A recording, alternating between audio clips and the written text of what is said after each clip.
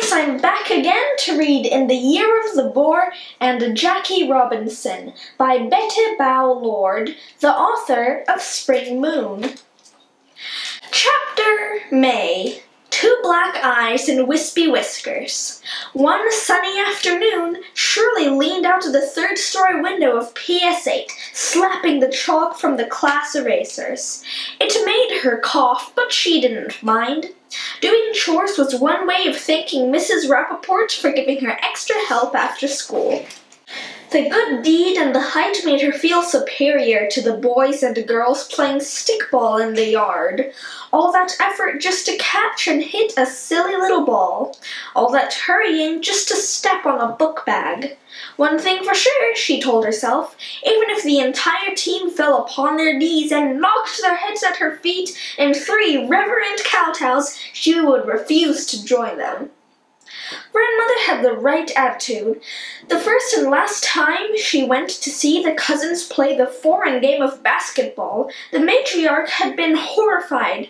How uncivilized! How shameful! Children of Chungking's most honored clans fighting like thieves over a ball. Take me to the principal. With all that we pay, it is a disgrace that the school does not supply each student with a ball of his own to bounce. Shirley, Mrs. Rappaport called, waving a paper. Another perfect score. This time not in arithmetic, but in spelling. I am proud of you. Shirley blushed. She could not get used to the American custom of receiving compliments with a simple thank you. It seemed so impolite. But the Chinese way only confused people.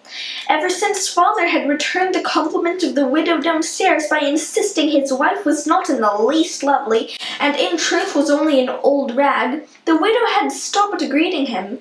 Now she lay in wait to regale mother with her own misfortunes at the hands of unappreciative men. Poor mother!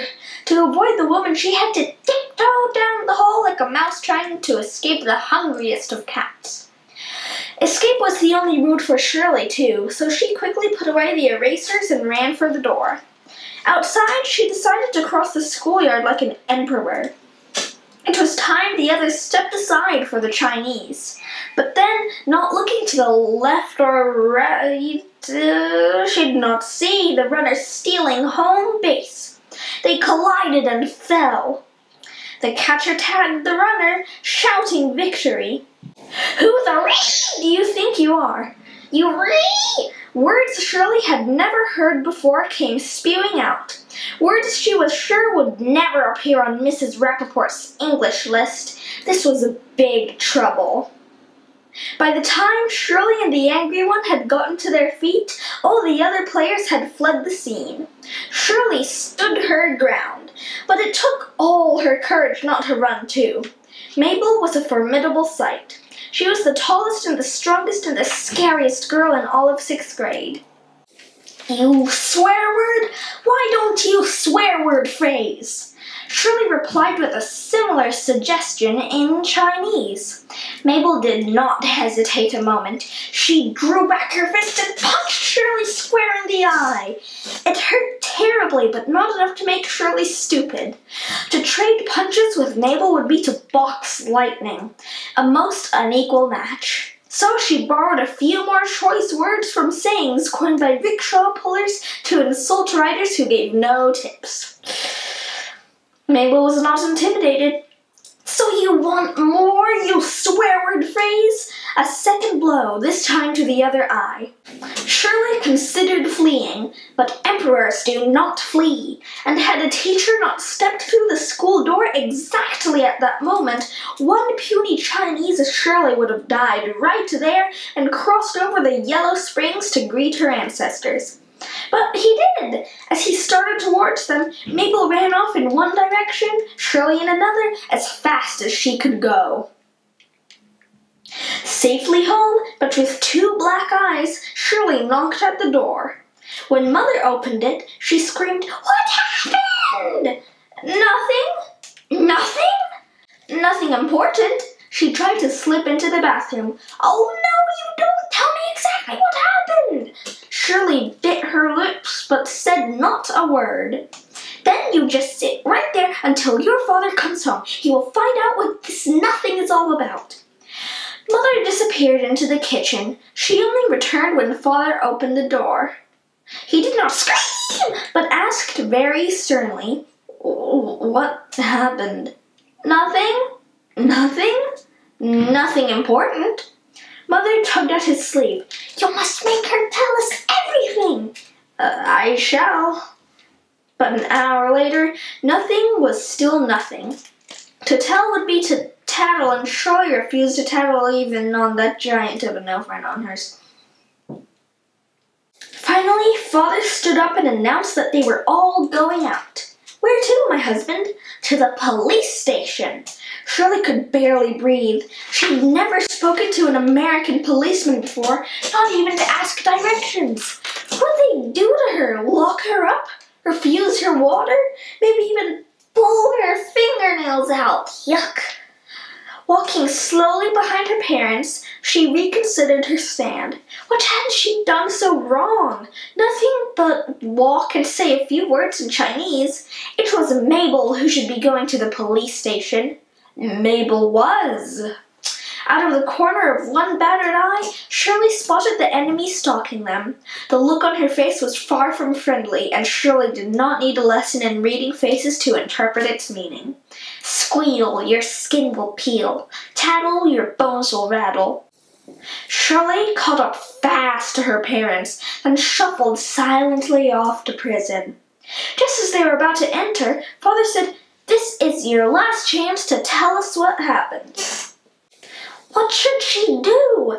On all sides there was trouble. Mother stood to her right, father to her left. Behind her, Mabel sat on a garbage can, watching her every move. In front of her, the monster of a building with iron bars. Shirley opened her mouth and quickly thought better of speaking and just shook her head. No matter how long the sentence, on the day of her release, Mabel, as surely as tigers devour flesh, would still be around to get revenge if Shirley Temple Wong dropped even the tiniest hint of what had happened that afternoon. When the Wongs finally stepped inside the police station, Shirley gave thanks to the goddess Kuan Yin, for there would be no noisy crowd to witness her trial. The station was empty except for a friendly policeman at the desk, who smiled and scratched his head throughout father's explanation. After a few feeble attempts to interrogate her, he handed her a lollipop and sent the family home. It was dark now, and Mabel was nowhere to be seen. Shirley refused to go to school for the next 2 days. Her mother thought it was because her eyes were almost swollen shut. Not so, not so.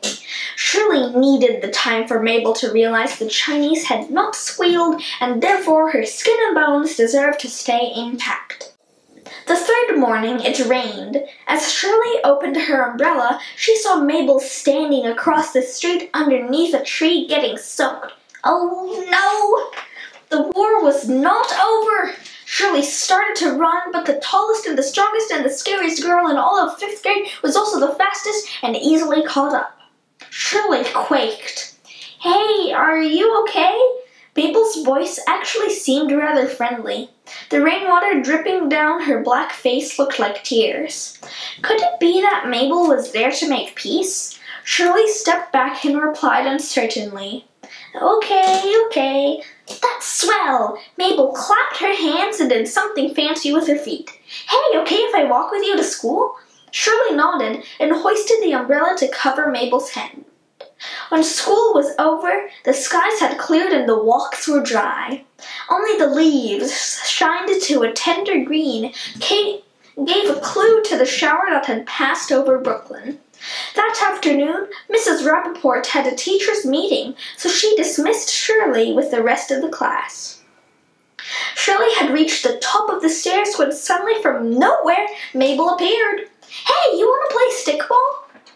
Shirley turned to see whom the girl was asking. No one else was around. "Me?" "Yeah, you. How about it?" Shaking her head, Shirley smiled and started down the steps. Mabel, riding on the handrail, whizzed by and blocked her progress on the first landing. Why not? Dumb hands, no can catch. Shirley slipped past and continued on, only to find the way blocked again on the second landing. Nothing to it, I'll show ya. Shirley shook her head again. Come on, it's fun. Yes, fun, but nobody take me on team. Leave that to me. Shirley still hesitated, but Mabel was hardly the patient sort and pulled her by the sleeves into the schoolyard. When the others saw her coming, they groaned. What do you want to bring the midget for? Oh, no, you don't. Not on my team. Are you kidding me? Yeah, she'd bow first and ask permission to cop a fly. Send her back to the laundry. The only way she can get in this game is to lie down and be the plate. Shirley was ready to leave quietly, but Mabel hissed through her teeth, Who says my friend Shirley can't play? Advancing with mighty shoves, she pushed each objector aside. You spaghetti snot, you kosher creep, you damp drawers, you brown blubber, you dog breath, you Puerto Rican coconut. Mabel was most persuasive, for everyone named now twitched shoulder to signal okay. That's what I thought, and as captain I get first pick and Shirley's it. When the signs were chosen, Mabel pointed to a spot by the iron fence. Shirley, you play right field. If a ball comes your way, catch it and throw it to me. I'll take care of the rest. Where you be? Where you be? I'm the pitcher. Picture? Forget it. Look for me, I'll be around. Resisting the temptation to bow, Shirley headed for her spot. Mabel's picture was something to see. First, hiding the ball, she gave the stick that evil eye. Then, twisting her torso and jiggling a leg, she whirled her arm in a most impressive fashion, probably a ritual to shoo away any unfriendly spirits, before speeding the ball furiously into the hands of squatting Joseph. Once in a great while, the stick got a lucky hit, but the goddess Kuan Yin was again merciful and sent the ball nowhere near the fence. After the change of sides, Mabel stood Shirley in place and told her she would be the first to hit. Shirley would have preferred to study the problem some more, but was afraid to protest and lose face for her captain. Standing tall with her feet together, stick on her shoulder, she waited bravely. Dog Breath had a ritual of his own to perform, but then suddenly the ball was coming her way, her eyes squeezed shut. Ball one! Oh, excuse me, I burped. Ball one! Shouted the umpire. Good eye! Shouted Mabel. Again the ball came. Again her eyes shut. Ball two! Good eye! Shouted the team. 2 more of these and you're on. Shirley grinned. How easy it was! Sure enough, every time she shut her eyes, the ball went astray. Take your base, said the umpire. Mabel came running over. Stand on that red book bag until someone hits the ball, then run like mad to touch the blue one. Got it? I got. Mabel then picked up the stick and with one try sent the ball flying. In no time, Shirley, despite her pigeon toes, had dashed to the blue book bag. But something was wrong. Mabel was chasing her. Go! Get going! Run! Shirley, puzzled over which book bag to run to next, took a chance and sped off. But Mabel was still chasing her. Go home! Go home! Oh no! She had done the wrong thing. Now even her new friend was angry. Go home! Her teammates shouted. Go home! She was starting off the field when she saw Joseph waving. Here! Over here! This is home! And off she went for the green one. Just before she reached it, she stumbled, knocking over the opponent who stood in her way. He dropped the ball, and Shirley fell on top of the bag like a piece of ripe bean curd. Her teammates shouted with happiness. Some helped her up, others patted her back. Then they took up Mabel's chant. Hey, hey, you're just great. Jackie Robinson crossed the plate. Hey, hey, you're a dream. Jackie Robinson's on our team. Mabel's team won. The score was 10-2, and though the Chinese rookie never got on base again or caught even one ball, Shirley was confident that the next time she could. And yes, of course, naturally, stickball was now her favorite game. On Saturday, Mabel taught her how to throw, overhand, how to catch, with her fingers, how to stand, feet 2 shoes apart, how to bat on the level. On Sunday, Mabel showed her how to propel herself on one skate at a time, then pulled her belt on both until Shirley had learned to go up and down the street without a fall. Until that day, Shirley had never really understood something Grandfather had told her many times. Things are not what they seem, he had said. Good can be bad. Bad can be good. Sadness can be happiness. Joy, sorrow. All his neighbors, though, were certain that it was a sign from heaven of his ill fortune. Later, when the stallion returned leading a herd of wild horses, he did not boast of his newfound wealth. This time, his neighbors were equally certain that it was a sign from heaven of his good fortune. Later still, when his son broke his leg taming one of the mares, the wise man did not despair. Not even when behind his back all his neighbors spread the terrible rumor that anyone with even one droplet of Wispy Whisker's blood was forever cursed by the gods. And in the end, only his son lived. For the sons of all the inconstant neighbors, being sound of body, were forced into military service and one by one perished in a futile battle for a greedy emperor. How wise Grandfather was, Shirley thought. Only he could have foreseen how 2 black eyes would have earned her the lasting friendship of the tallest and the strongest and the scariest and the fastest girl in all of 5th grade. I love blackberries. I love eating blackberries. Sorry, guys. Well, that was the end of the chapter. Hope you guys enjoyed it. I'll see you guys later. See you later!